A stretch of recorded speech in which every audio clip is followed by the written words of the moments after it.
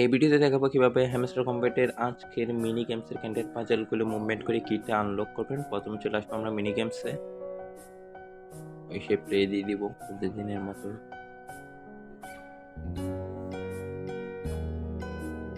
আমি যেভাবে করতেছি আপনারা কয়েকবার দেখে চেষ্টা করবেন, হয়ে যাবে।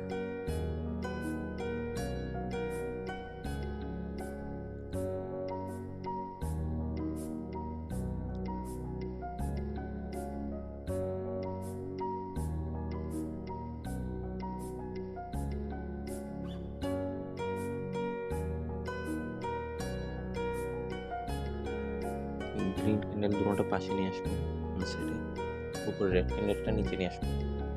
শেষ একটু গ্রিন ক্যান্ডেলটা সরাইলে এটা আনলক হয়ে যাবে। হয়ে গেছে, আমার মাত্র 30 সেকেন্ড সময় লাগছে। আপনারাও সবাই ভিডিওটা কয়েকবার দেখে চেষ্টা করুন, হয়ে যাবে।